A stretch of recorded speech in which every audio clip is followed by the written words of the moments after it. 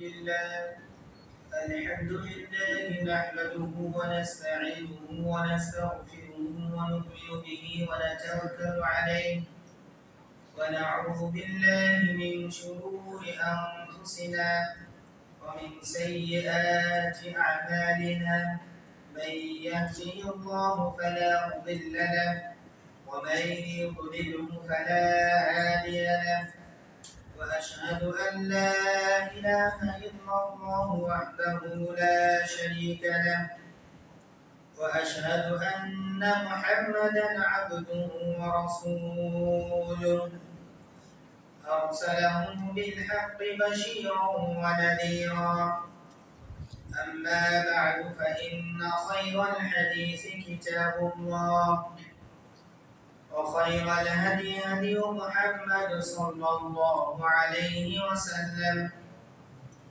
وشر الأمور محدثاتها وكل محدثة بدعة وكل بدعة ضلالة وكل ضلالة في النار. أعوذ بالله من الشيطان الرجيم. يا أيها الذين آمنوا اتقوا الله حق تقاته ولا تموتن إلا وأنتم مسلمون. يا أيها الناس اتقوا ربكم الذي خلقكم من نفس واحدة وخلق منها زوجها وبث منهما رجالا كثيرا ونساء واتقوا الله الذي تساءلون به والأرحام إن الله كان عليكم رقيبا. يا أيها الذين آمنوا اتقوا الله وقولوا قولا سديدا يصلح لكم أعمالكم ويغفر لكم ذنوبكم ومن يطع الله ورسوله فقد فاز فوزا عظيما. أعوذ بالله من الشيطان الرجيم. بسم الله الرحمن الرحيم. قاف والقرآن المجيد بل عجبوا أن جاءهم منذر منهم فقال الكافرون هذا شيء عجيب أئذا متنا وكنا ترابا ذلك رجع بعيد. وقال الله تعالى أيضا قد أفلح من زكاها وقد خاب من دساها. وقال الله تعالى في موضع آخر إنما كان قول المؤمنين إذا دعوا إلى الله ورسوله ليحكم بينهم أن يقولوا سمعنا وأطعنا وأولئك هم المفلحون. ومن يطع الله ورسوله ويخشى الله ويتقيه فأولئك هم المفلحون.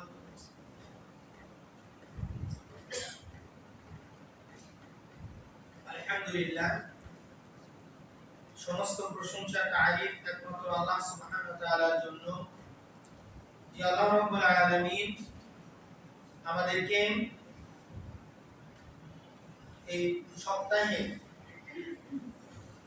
সাইয়্যিদুল আইয়াম তথা সপ্তাহে একটি সর্দার যাকে বলা হয় যে দিনটিকে জুমআর দিনে পরিবেশ পরিস্থিতি আমাদের অনুকূলে যদিও একটু কষ্ট হবে তারপরও আল্লাহ সুবহানাহু ওয়া তাআলা তার ডাকে তার ঘরে সামান্য কিছু সময়ের জন্য আসার যে সুযোগ দিয়েছেন এজন্য শুকরিয়া আদায় করছি আলহামদুলিল্লাহ।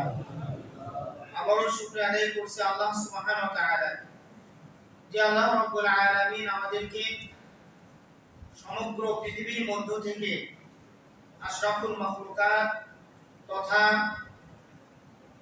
মানুষ হিসেবে, শুধু তাই নয়, মানুষদের মধ্য থেকে মুসলিম করে এবং মুসলমানদের মধ্যে তথাকথিত ওই শ্রেণীর অন্তর্ভুক্ত না করে যারা বিভিন্ন শিরক এবং বেদাতের মধ্যে হাবুডুবু খাচ্ছে, তাদের মধ্য থেকে আল্লাহ সুবহানাহু ওয়া তাআলা আমাদেরকে সঠিক বুঝ বা সত্য গ্রহণ করার মন মানসিকতা দিয়ে যেভাবে আমাদেরকে আল্লাহ তাআলা রক্ষা করেছেন, আমরা যে সঠিক কথা বোঝার মানার সুযোগ যা আমরা পেয়েছি, এজন্য আল্লাহ তাআলার শুকর আদায় করি আলহামদুলিল্লাহ।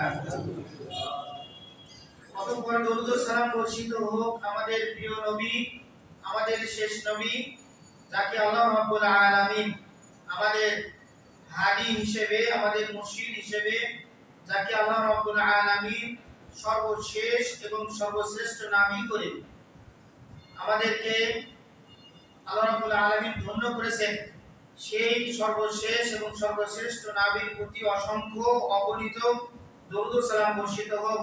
আল্লাহুম্মা সাল্লি আলাইহি আল্লাহুম্মা বারিক আলাইহি, এবং তার পরিবার পরিজন এবং তার সমস্ত সাহাবায়ে কেরাম এবং সমস্ত আইমায়ে কেরাম এবং যারা কিয়ামত পর্যন্ত যারা তাকে অনুসরণ করবেন ওই সকল সমস্ত উম্মতের প্রতি দরুদ ও সালাম বর্ষিত হোক।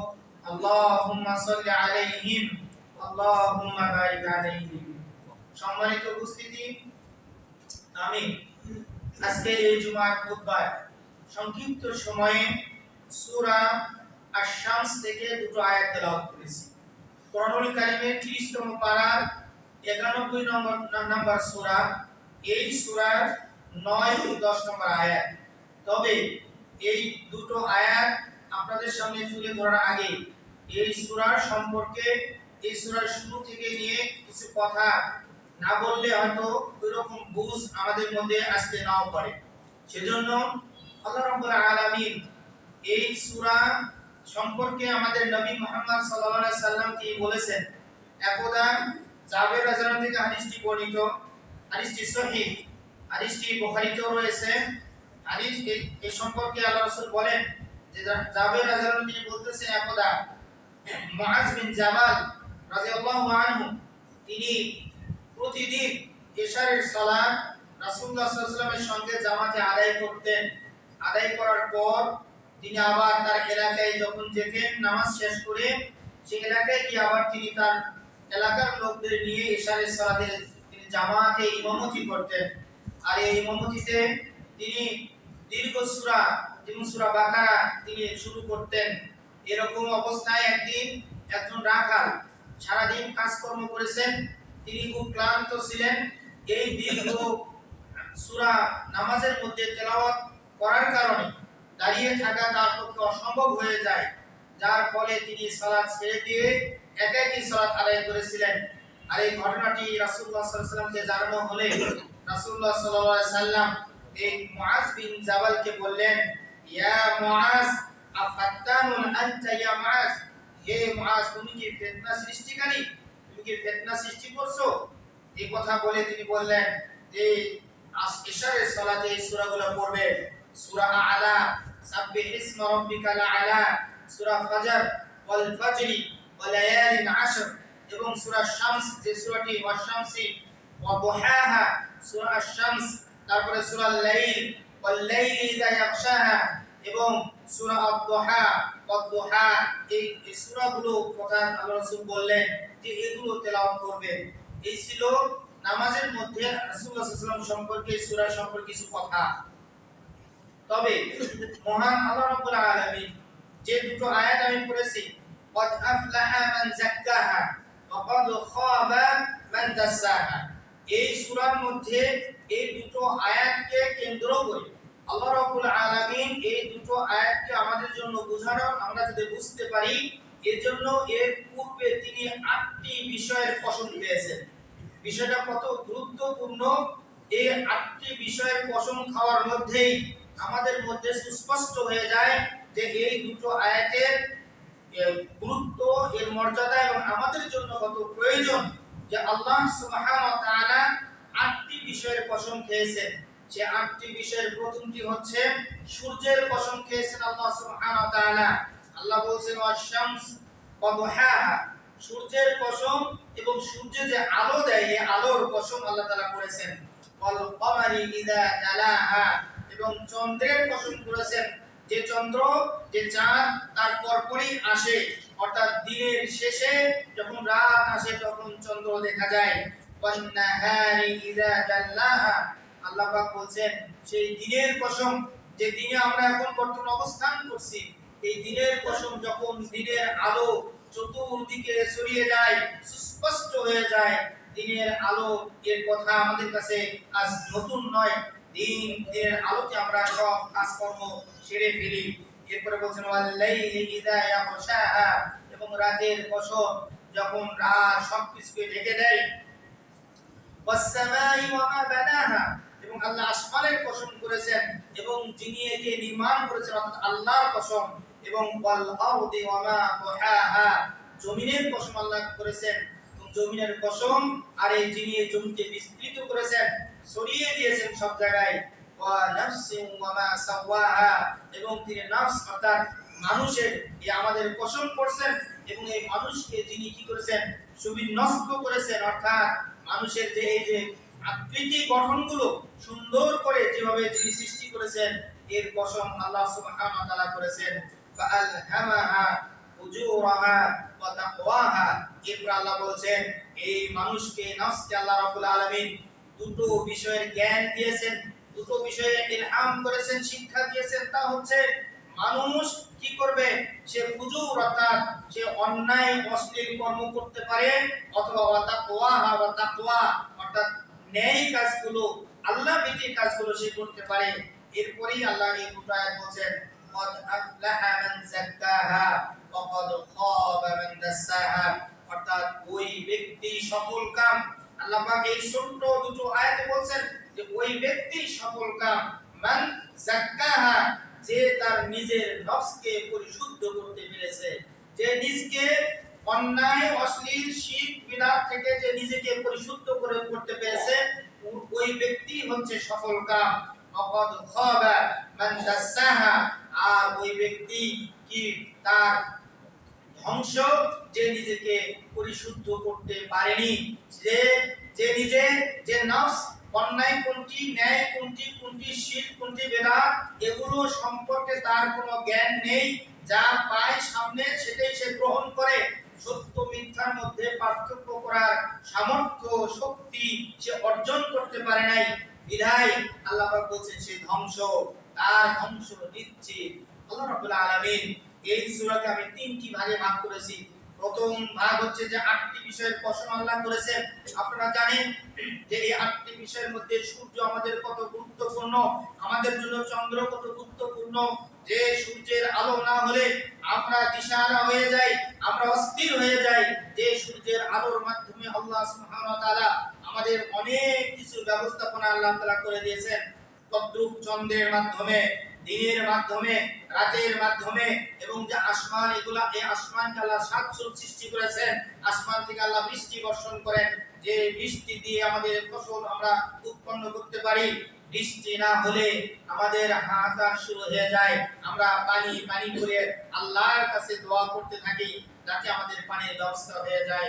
ঠিক অনুরূপভাবে আল্লাহ জমিনের ব্যবস্থা করেছেন, যে জমিন থেকে কত উপকার আমরা পেয়ে থাকি।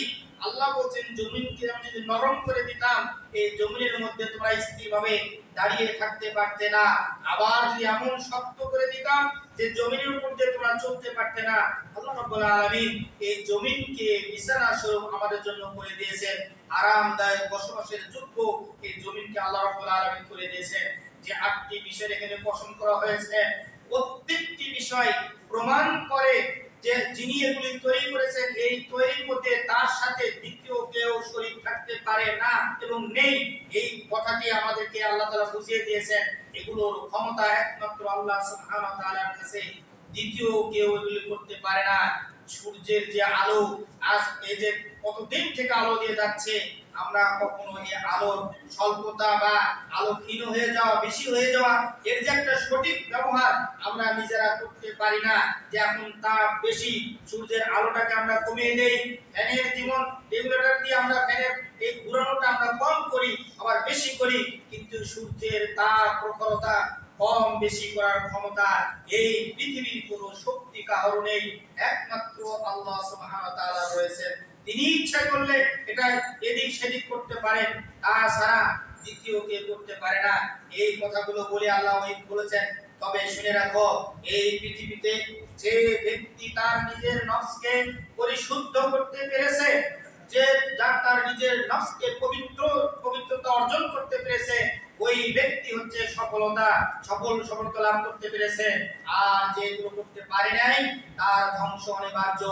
এর প্রমাণ আমরা পাবো এই দুনিয়া থেকে বিদায় নেওয়ার পরে। আমরা বুঝতে পারবো যখন রূহটা চলে যাবে, যদিও লাশ দাফন করা হবে না, তারপরও আমরা বুঝতে পারবো আমরা কে কতটুকু সফলতা অর্জন করতে পেরেছি।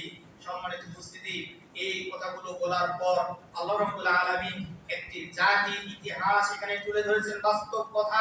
যারা আল্লাহর এই কথাগুলো মানে নাই, যাদের কাছে নবী রাসূল এসেছিলেন, তারা আল্লাহর দিকে তাদেরকে আহ্বান করেছিলেন, আল্লাহর দিকে তাদেরকে বিভিন্ন অন্যায় কাজ করার জন্য বলেছিলেন, অন্যায় থেকে বেঁচে থাকার কথা বলেছিলেন, জুলুম থেকে বেঁচে থাকার কথা বলেছিলেন, কিন্তু তারা কথা শোনে নাই। না শোনার কারণে এরকম বহু জাতিকে আল্লাহ তাআলা এই পৃথিবীতে ধ্বংস করে দিয়েছেন। তাদের মধ্যে একটি জাতির কথা এখানে আল্লাহ তুলে ধরেছেন, যে জাতির নাম হচ্ছে সামুদ জাতি। তাদের কাছে সালেহ আলাইহিস সালাম এসেছিলেন। এই জাতির অবস্থান মক্কা থেকে সিরিয়া যাওয়ার পথে, এই জাতির অবস্থান এইখানে। এই জাতির কাছে যখন সালেহ আলাইহিস সালাম এসে আল্লাহর দাওয়াত দিলেন, তাওহীদের কথা বললেন, তারা এগুলো ভ্রুক্ষেপ করলো না, মানলো না। যে কথাটা আল্লাহ এখানে সংক্ষেপে বলেছেন এইভাবে, ওয়াকাযযাবাত সামুদ বিতাওয়াহা, সামুদ জাতি মিথ্যা প্রতিপন্ন করেছিল, হঠকারিতা করে, তারা বৌদ্ধত্ব প্রকাশ করে তারা কি করেছিল, ইদিম বাসা আশকাহা, তাদের মধ্যে একটা ব্যক্তি ছিল খুব দুষ্ট চরিত্রের, দুষ্ট প্রকৃতির। সবাই দুষ্ট প্রকৃতির ছিল, তার মধ্যে বেশি, তার পরিমাণটা ছিল ওই লোকের মধ্যে বেশি। এই লোক কি করেছিল, তার অবাধ্যতা বেশি সে বাড়িয়ে দিয়েছিল। ফাকালা লাহুম রাসূলুল্লাহি, তাদেরকে তাদের রাসূল বললেন, না আতাল্লাহ, তোমরা জেনে রাখো এটা আল্লাহর নিদর্শন, এটা আল্লাহর নূর, এটা এর সাথে তোমরা কোনো অন্যায় আচরণ করতে পারবে না। এবং ওয়াসুকিয়াহা, এই উটের পানি পান করার একটা নির্দিষ্ট দিন দেওয়া হয়েছিল। একদিন এই উট এখানে পানি পান করবে, আরেকদিন তোমাদের পশু পাখিগুলো এখানে পানি পান করবে, কিন্তু এই নিয়ম তারা মানে নাই। না মানার কারণে ফাকাযযাবু ফাআকারুহা, তারা তাকে মিথ্যা প্রতিপন্ন করেছিল এবং ওই উটের পাকে কেটে ফেলে তাকে হত্যা করা হয়েছিল। ফাদামদামা আলাইহিম রাব্বুহুম, আল্লাহ বলছেন ফাদামদামা আলাইহিম রাব্বুহুম বিযামবিহিম, তাদের এই পাপের কারণে আল্লাহ রাব্বুল আলামিন তাদেরকে সমূলে ধ্বংস করে দিয়েছিলেন। ফাসাওয়াহা, তারা এমন হয়ে গিয়েছিল, মাটির সাথে তারা সমান হয়ে গিয়েছিল। অন্য একটি জায়গায় রয়েছে, আল্লাহ পাক তাদেরকে বিকট শব্দ এবং নিচ থেকে মাটির কম্পন, যে ভূমিকম্প বলা হয়, এরকম দিয়ে আল্লাহ তাআলা তাদেরকে ধ্বংস করেছিলেন। ওয়ালা ইয়াখাফু উকবাহা, লাস্টে আল্লাহ তাআলা যে কথাটি বলেছেন, যদি সময় থেকে এই কথা, এই শেষ আয়াত সম্পর্কে কিছু কথা বলবো, তবে এর অর্থ হচ্ছে আল্লাহ রাব্বুল আলামিন এত জাতিকে ধ্বংস করেছেন তাদের অন্যায়ের কারণে। এই ধ্বংসের পরিণাম সম্পর্কে আল্লাহ তাআলা সামান্য বিন্দু মাত্র তিনি তার কারো কোনো পরোয়া করেন না। যেমন আমরা করে থাকি কোনো এলাকায় কোনো জাতির উপরে যদি আমরা কোনো অত্যাচার কোনো কিছু করি, আমরা চিন্তা করি যে পরক্ষণে বা কিছুদিন পর হলেও তাদের পক্ষ থেকে আবার যে রিটার্ন আসবে, আমার উপর আক্রমণ হবে, এরকম যে চিন্তা, আল্লাহ রাব্বুল আলামিন এরকম সামান্যতম কোনো পরোয়া কোনো জাতির পক্ষ থেকে করেননি। কারণ আল্লাহ জানেন এই জাতির ধ্বংসের তারা প্রযোজ্য এবং তাদেরকে ধ্বংস করাই উচিত। আল্লাহর কোনো ভুল নেই, আল্লাহ যা ইচ্ছা ফাআলুল লিমা ইউরিদ, আল্লাহ পাক বলেন আল্লাহ যা ইচ্ছা তিনি তাই করতে পারেন। সম্মানিত উপস্থিতি, আপনারা জানেন আল্লাহ রাব্বুল আলামিন এই কোরআনুল কারীমকে আমাদের জন্য দিয়েছেন, আমাদের হেদায়েতের জন্য, আমাদের শান্তির জন্য। আমরা এই পৃথিবীতে তাই সকল রাষ্ট্রে আমরা প্রত্যেককেই আমরা চাই শান্তি, আমরা চাই সাফল্য, আমরা চাই নিজের সফলতা অর্জন করার জন্য। এই নিজের শান্তি সফলতা অর্জনের জন্য আমরা কি করি? দেখা যায় অন্যের শান্তিকে বিনষ্ট করে, অন্যের সফলতার পথে বাধা দিয়ে আমরা নিজের সফলতা অর্জন করি। অন্যের শান্তিকে বিনষ্ট করে নিজের শান্তি অর্জন করতে চাই। কিন্তু আল্লাহ রাব্বুল আলামিন যে শান্তি, যে সফলতার কথা বলেছেন, এতে অন্যের শান্তি বিনষ্ট হবে না, অন্যের সফলতার কোনো বাধা আসবে না। এবং শান্তি পেতে হলে একমাত্র কোরআন এবং সহিহ সুন্নাহর দিকে আসতে হবে। কোরআন এবং সহিহ সুন্নাহই আমাদের একমাত্র শান্তি দিতে পারে। আল্লাহ রাব্বুল আলামিন এই কোরআনুল কারীম তিনি নাযিল করেছেন যাতে করে পৃথিবীর এই মানুষগুলো তারা জানতে পারে এমন কিছু বিষয়, যে বিষয় তারা জানতো না, এমন বিষয়গুলো তারা জানতে পারে। শুধু তাই নয়, এই পৃথিবীতে মানুষ এই দুনিয়ার জীবন যাপনের পথ ও পদ্ধতি কি হবে, এই বিষয়গুলো তারা সূক্ষ্মভাবে জানতে পারে যে আমার চলার পথ ও পদ্ধতি কি হবে। আর ওই পথ এবং পদ্ধতির উপর চলে অনুসরণ করে আমার এই দুনিয়ার জীবন, অস্থায়ী জীবন শেষে আমরা যে পরকালীন স্থায়ী জীবনে আমি সফলতা অর্জন করতে পারবো, এইভাবে সে চলাফেরা করতে পারবে। এই কথাগুলোই আল্লাহ রাব্বুল আলামিন আমাদেরকে বলে দেন। যেমন আল্লাহ পাক সূরা আনআমে 153 নম্বর আয়াতে আল্লাহ বলেন, ওয়া আন্না হাযা সিরাতি মুস্তাকিমা, এটাই হচ্ছে আমার সঠিক সরল পথ, পথে ফাত্তাবিউহু, তোমরা এই পথেরই অনুসরণ করো। ওয়ালা তাত্তাবিউস সুবুলা, এই পথ ছাড়া অন্য কোন পথের তোমরা অনুসরণ করো না।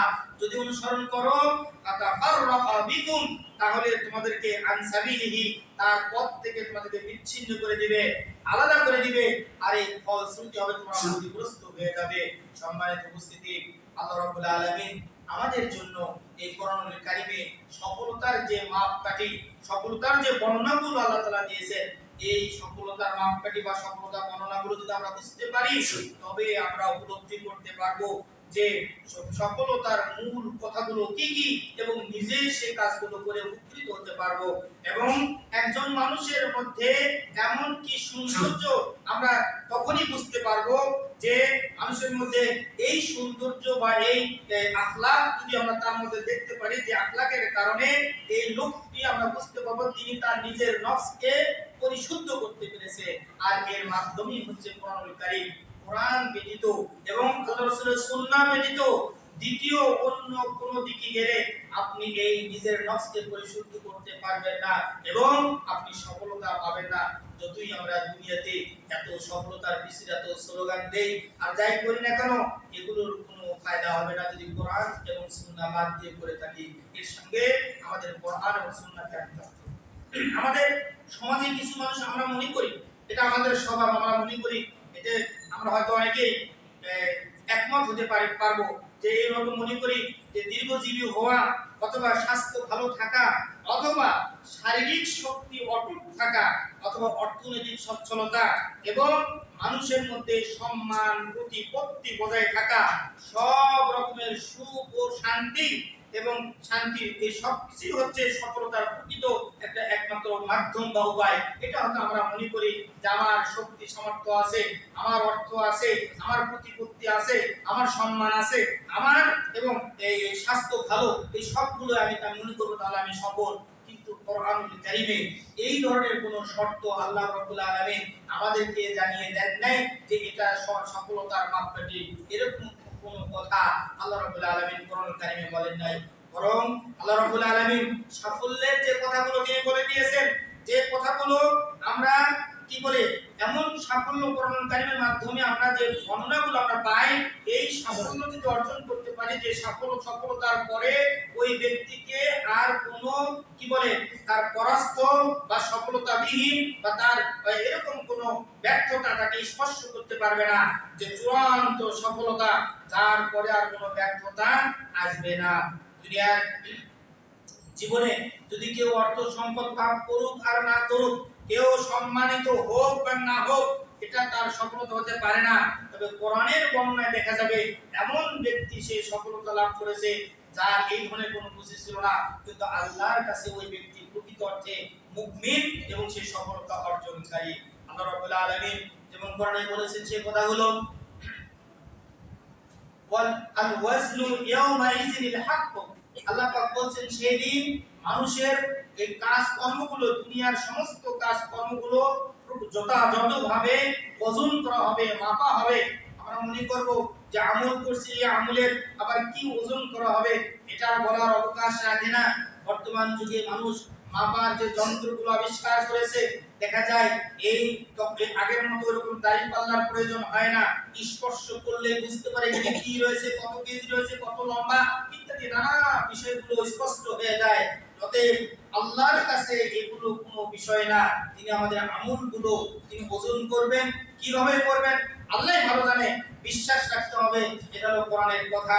এরপর আল্লাহ পাক বলেন ফামান সাকুলাত মাওয়াজিনুহু, যার সেদিন ওজনের পাল্লা ভারী হবে, ফাউলাইকা হুমুল মুফলিহুন, তারাই একমাত্র সফলকাম। সূরা আরাফের মধ্যে, আরাফের ৮ নম্বর আয়াতে আল্লাহ পাক বলেছেন, এবং সূরা মুমিনুনের ১০২ নম্বর আয়াতেও আল্লাহ পাক এই কথাগুলোই বলেছেন যে ওমান খাফফাত মাওয়াজিনুহু ফাউলাইকা আল্লাযীনা খাসিরু আনফুসাহুম, এবং যাদের ওজনের পাল্লা হালকা হবে তারাই হচ্ছে সেদিন ক্ষতিগ্রস্ত, তারা নিজেরাই নিজেদের ক্ষতির মধ্যে ঠেলে দিয়েছে।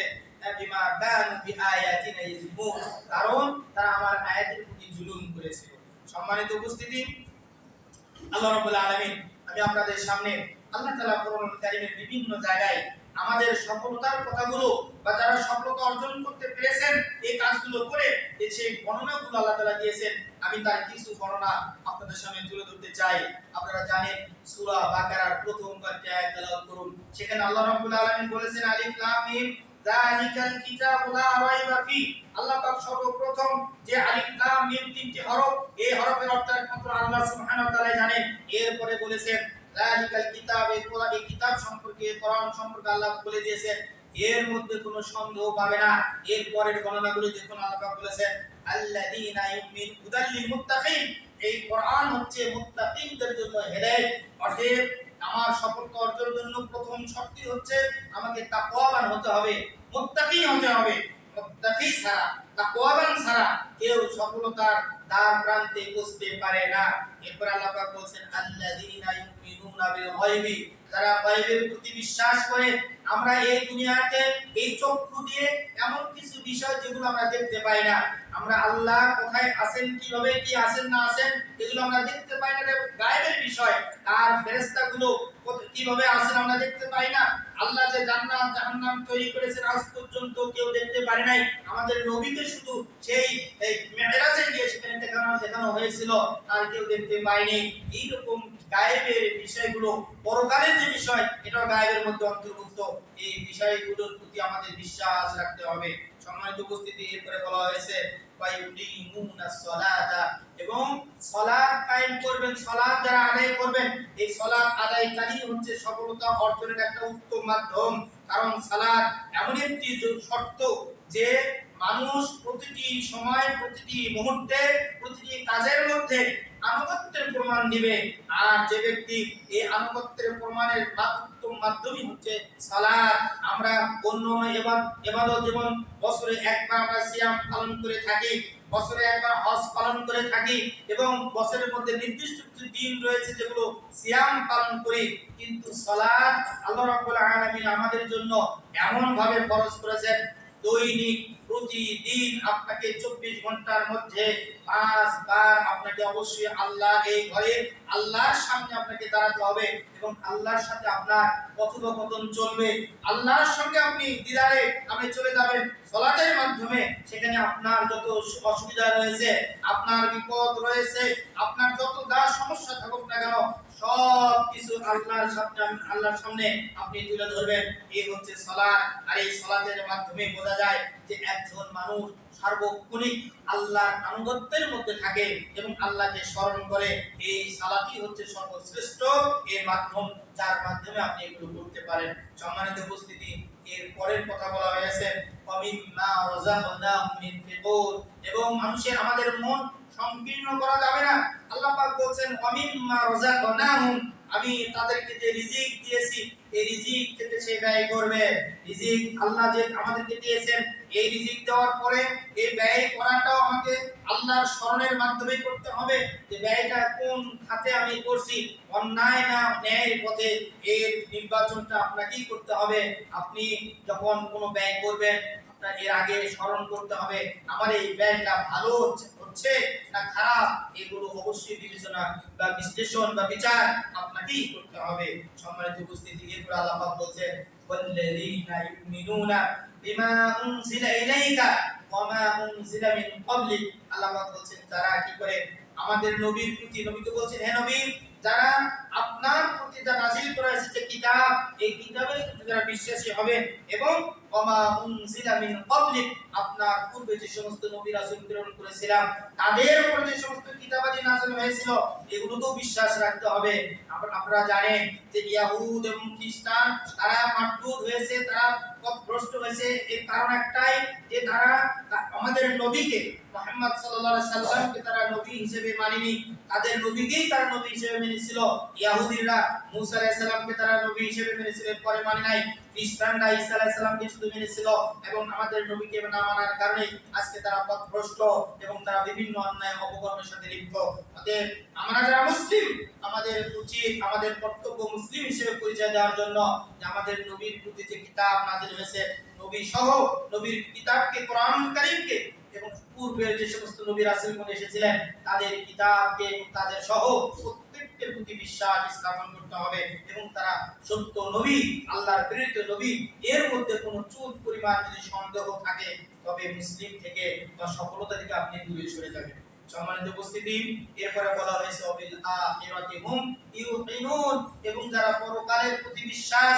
আমার যদি পরকালে বিশ্বাস না থাকে, অনেকে আছেন যারা মনে করেন দুনিয়ার জীবনেই প্রকৃত জীবন, এখানেই আমি ভালো মন্দ যা খেয়ে যেতে পারি, এরপরে কি হবে আমি আর জানি না, বিশ্বাস করি না, তাহলে সেই ব্যক্তি ধ্বংসে লিপ্ত হয়ে গেল, ধ্বংসের মধ্যে সে নিপতিত হলো এবং তাকে সে যদি ওই অবস্থায় মারা যায়, তওবা যদি সে না করে তাহলে তার স্থায়ীভাবে সে ক্ষতিগ্রস্তের মধ্যে অন্তর্ভুক্ত হয়ে যায়। আল্লাহ রাব্বুল আলামিন এই কথাগুলো বলার পর তিনি বলেছেন যে উলাইকা আলা হুদাম মির রাব্বিহিম, যারা এই কাজগুলো করবেন তারা হেদায়েতের মধ্যে থাকবেন এবং ওয়া উলাইকা হুমুল মুফলিহুন, এবং তারাই হচ্ছে, এই সমস্ত লোকেরাই হচ্ছে সফলকাম, তারাই সফলতা অর্জনকারী, এর বাইরে আর কেউ সফলতা অর্জন করতে পারে না।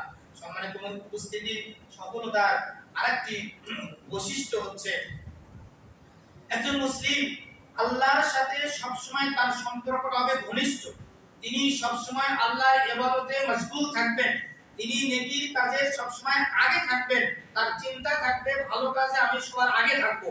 যেমন আল্লাহ রাসূল নামাজের ক্ষেত্রে জামাতের বেলায় বলেছেন এই প্রথম কাতারের মর্যাদাটা বেশি, যারা দ্বিতীয় কাতার আসবে প্রথম কাতারের মর্যাদা তারা থাকবেন, তাদের মতো মর্যাদাশীল হবেন না। এরকম মুমিন মুসলিম ব্যক্তি তার সফলতার জন্য তার মধ্যে সর্বদা এই চিন্তা থাকতে হবে যে আমি নেকির কাজে, ভালোর কাজে সবার আগে থাকব এবং নেকির কাজে এমন কোনো কাজ আমি করব না, এমন কোনো কাজ আমি করব না যে কাজ করলে মহান আল্লাহ তাআলা অসন্তুষ্ট হন, এমন কোনো কাজ আমি করব না। এই সমস্ত কাজ থেকে আল্লাহর অসন্তুষ্টিমূলক যে কাজ করলে আল্লাহ নারাজ হন, আল্লাহ অখুশি হন, এই সমস্ত কাজ থেকে আমি সর্বদা সব সময় আমি বিরত থাকব। এটা হচ্ছে সফলতার আরেকটা মাপকাঠি। যেমন আল্লাহ রাব্বুল আলামিন বলেছেন সূরা হাজ্জের ৭৭ নম্বর আয়াতে, ইয়া আইয়ুহাল্লাযীনা আমানু, হে ঈমানদারগণ তোমরা কি করো, রুকু করো, ইয়া আইয়ুহাল্লাযীনা আমানু রুকউ ওয়াসজুদু, তোমরা রুকু করো, সিজদা করো, ওয়া'বুদু রাব্বাকুম, তোমরা তোমাদের রবের ইবাদত করো, ওয়াফআলুল খায়রা, এবং তোমরা ভালো কাজ করো, লাআল্লাকুম তুফলিহুন, তাহলেই তোমরা আশা করা যায় তোমরা সফলতা অর্জন করবে। এখানে লাআল্লাকুম শব্দের অর্থ যদিও আশা করা যায়, আল্লাহর ক্ষেত্রে তা নয়, বরং তোমরা সফলতা পাবে, নিশ্চিত তোমরা সফলতা অর্জন করবে যদি তোমরা এই কাজগুলো করো, রুকু করো এবং সিজদা করো, অর্থাৎ সালাত আদায় করা, এবং ওয়া'বুদু রাব্বাকুম, আল্লাহ পাক স্পষ্টভাবে বলে দিচ্ছেন তোমাদের রবের ইবাদত যদি করো এবং ওয়াফআলুল খায়রা, এবং ভালো কাজ যদি তোমরা করো তবেই তোমরা সফলতা পাবে। সম্মানিত উপস্থিতি, আল্লাহ রাব্বুল আলামিন যে আয়াতটি আমি শুরুতে তেলাওয়াত করেছিলাম, একজন মুমিন ব্যক্তি মুমিন নর এবং নারী যেই হোক না কেন তাদের উচিত হবে ইন্নামা কানা কওলাল মুমিনিনা, আল্লাহ পাক বলছেন মুমিনদের কথা তো ওটাই হওয়া উচিত যে ইযা দুউ ইলাল্লাহ, যখন তাদেরকে আল্লাহর দিকে আহ্বান করা হয়, ওয়া রাসূলিহি এবং তার রাসূলের দিকে আহ্বান করা হয়, লিয়াহকুমা বাইনাহুম তাদের মধ্যে ফয়সালা করার জন্য, কোন বিষয়ে ফয়সালার বিষয় যদি বলা হয় যে আল্লাহর হুকুম এইটা, আল্লাহর ফয়সালা হচ্ছে এটা, আল্লাহর রাসূলের ফয়সালা হচ্ছে এটা, যখন বলা হয় তখন ওই মুমিনের কথা হচ্ছে এরকম, আইয়াকুলু সে ব্যক্তি বলবেন যে সামি'না আমি শুনলাম, ওয়া আতা'না এবং আনুগত্য করলাম অর্থাৎ মেনে নিলাম, এর মধ্যে আমার আর কোনো কথা নেই, আমি বলতে কোনো কিছু নেই। যেখানে বলা হয়েছে আল্লাহর কথা, যেখানে বলা হয়েছে রাসূলের কথা, সেখানে আমি বলতে আর কোনো কথা এখানে চলবে না। এটা হচ্ছে একজন মুমিনের বক্তব্য, মুমিনের কথা। এরপরে আল্লাহ বলেন উলাইকা হুমুল মুফলিহুন, যারা এটা করবে তারাই হচ্ছেন সফলকাম, তারাই তাদের জীবনে সফলতা পেয়েছে। এবং এরপরের আয়াতে আল্লাহ বলেন ওয়া ইউতি'ইল্লাহ ওয়া রাসূলাহু, যারা আল্লাহ এবং আল্লাহর রাসূলের আনুগত্য করলো, ওয়া ইয়াখশাল্লাহ এবং আল্লাহকে যারা ভয় করে, ওয়া ইয়াত্তাকি এবং আল্লাহকে যারা তাকওয়া অবলম্বন করলো, ফাউলাইকা হুমুল মুফলিহুন, তারাই হচ্ছে সফলকাম। এই আয়াতটি দুটো আয়াত সূরা নূরের 51 এবং 55 নম্বর আয়াতে সেখানে আপনারা পাবেন।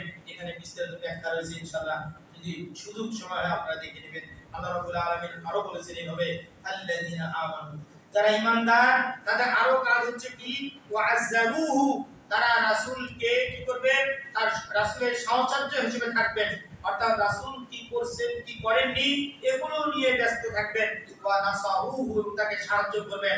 সাহায্য করার অর্থ এই নয় আমি লাঠি নিয়ে অস্ত্র নিয়ে আমি রাসূলের দিনকে সাহায্য করে বের হব। রাসূলকে সাহায্য করার অর্থ হচ্ছে বা আল্লাহকে সাহায্য করার অর্থই হলো আল্লাহ যে আদেশগুলো আমাদের জন্য করেছেন, রাসূল যেভাবে করিয়ে দেখিয়েছেন, রাসূলের অনুসরণ করাটাই হচ্ছে তাকে সাহায্য করা। আল্লাহর আদেশগুলো পালন করাই হচ্ছে তাকে সাহায্য করা। আল্লাহর নিষেধগুলো থেকে বিরত থাকাই হচ্ছে তাকে সাহায্য করা। এর বাইরে কিছু নয়।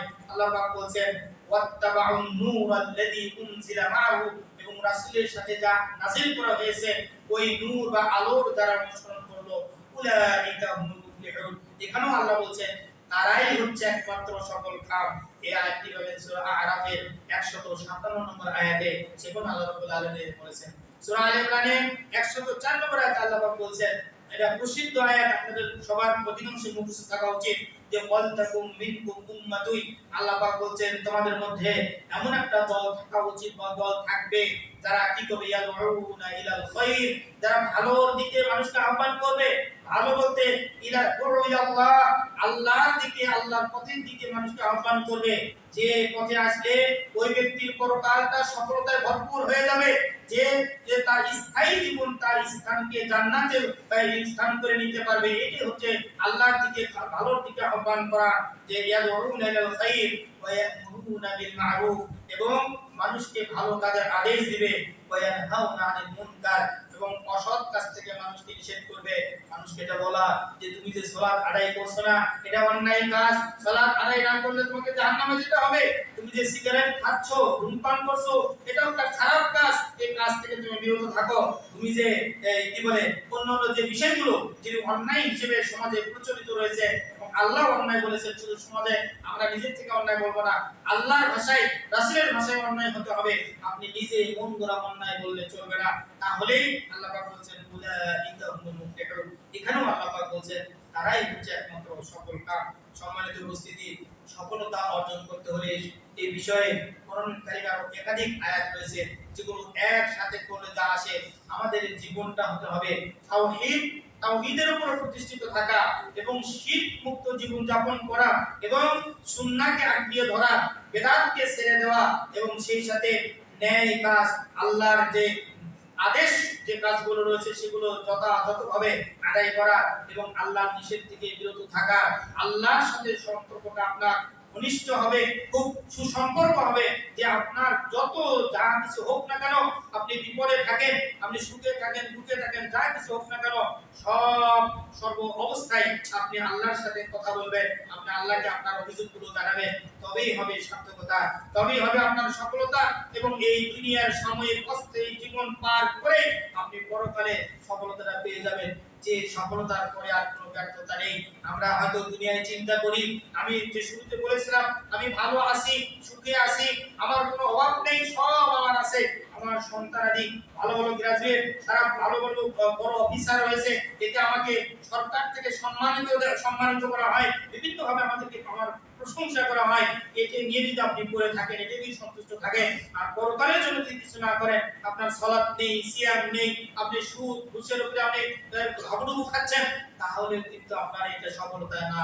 আপনার ছেলে যত বড় অফিসার হোক না কেন, আপনি যত বড় শিক্ষিত হন না কেন, আপনার যত বেশি সম্পদ থাক না কেন, আপনার স্বাস্থ্য যত অটুট মানে খুব ভালো স্বাস্থ্যবান আপনি হন না কেন, কোন অসুখ যদি আপনার না হয়, তবুও আমরা বলবো না, কোরআনের ভাষায় এটা বলা হয় না যে ওই ব্যক্তি সফলতা পেয়েছে, বরং পরকালে যদি আপনি সফল হন, এটাই হচ্ছে সফলতা।